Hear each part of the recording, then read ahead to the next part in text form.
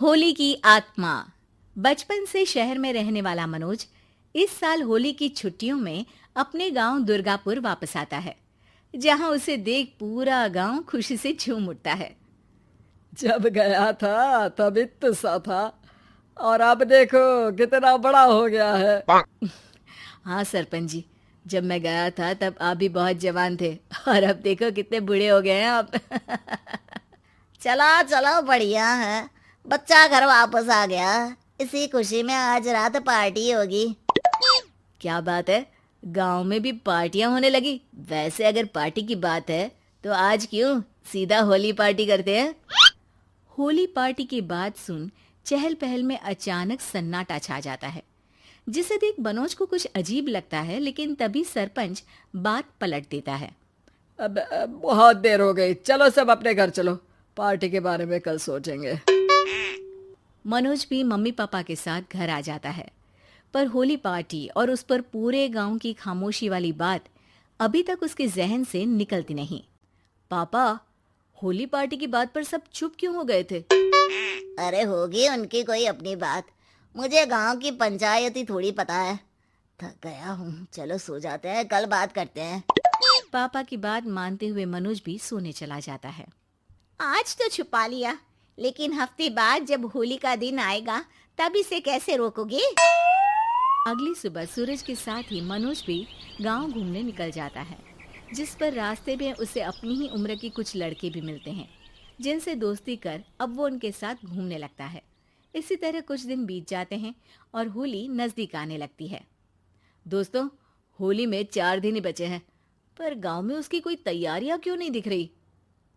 क्योंकि यहाँ होली नहीं मनाई जाती। अरे पर ऐसा क्यों। वो राजा भूषण। अरे तुम 4 दिन के लिए आए हो, क्या इतना सोच रहे हो। चलो कुछ खाने चलते हैं। इसी के साथ एक बार फिर होली की बात को टलते हुए देख मनोज को शक होने लगता है। वो घर पहुंचते ही इंटरनेट पर अपने गांव और राजा भूषण के बारे में जानकारी निकालने लगता है। क्या? मुझे आज तक ये नहीं पता था।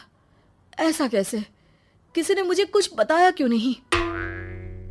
सारी जानकारी लेने के बाद मनोज गांव वालों या अपने मम्मी पापा से कुछ पूछे बिना खुद ही उसकी सच्चाई के बारे में छानबीन करने लगता है, जिसके चलते वो राजा भूषण की हवेली में पहुंचता है।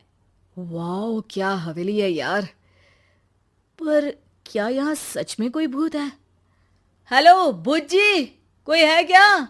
हम इस साल गांव में होली सेलिब्रेट कर रहे हैं, क्या आप उस पर थोड़ा इंटरव्यू देंगे? मनोज के ऐसा बोलते ही गांव में तूफान उठ जाता है और हवेली में रखी सारी चीजें हिलने लगती है।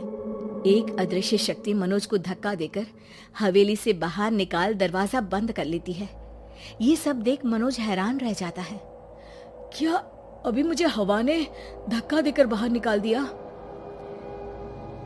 मेरे होते हुए इस गांव में कभी होली नहीं मन सकती, इसलिए दोबारा ऐसी कोशिश भी मत करना, अंजाम बुरा होगा। आवाज सुन मनोज हैरानी से इधर उधर देखने लगता है, पर उसे कोई दिखाई नहीं देता। वो गांव वापस आ जाता है, जहां तूफान की वजह से सब कुछ तहस महस हो चुका होता है। आखिर ये तूफान आया कैसे? ना ऐसा कोई मौसम था और ना ही हमने होली का त्योहार मनाने की बात की थी।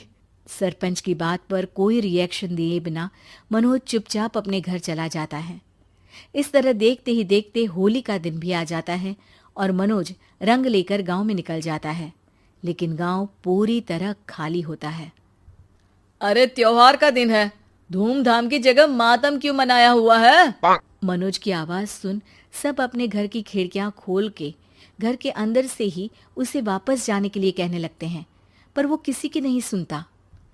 तुझे पहले भी समझाया था, अगर होली खेलने की कोशिश भी की तो अच्छा नहीं होगा।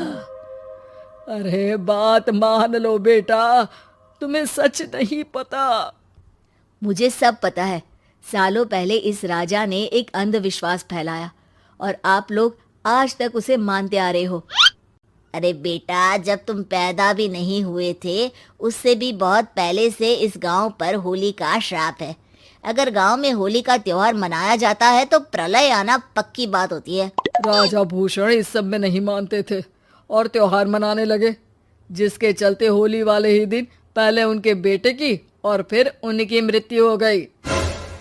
तभी से गांव की रक्षा के लिए उनकी आत्मा उस हवेली में रह रही है। सबकी बातें सुन मनोज उलझन में पड़ जाता है।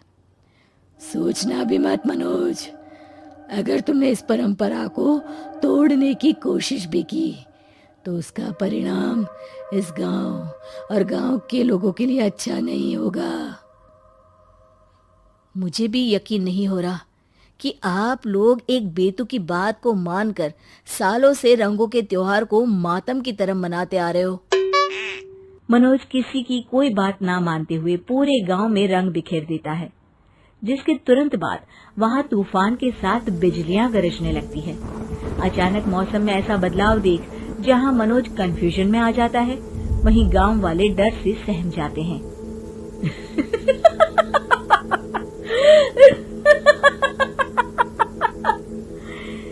इस लड़के ने हमारे जैसे सिर्फ अपने स्वार्थ के लिए नहीं बल्कि पूरे गांव की खुशियों के लिए यहाँ होली मनाई है, जिस वजह से अब इस गांव पर होली का श्राप टूटता है। ऐसा बोलकर राजा का भूत वहां से गायब हो जाता है, जिसके बाद गांव के लोग धूमधाम से होली मनाते हैं।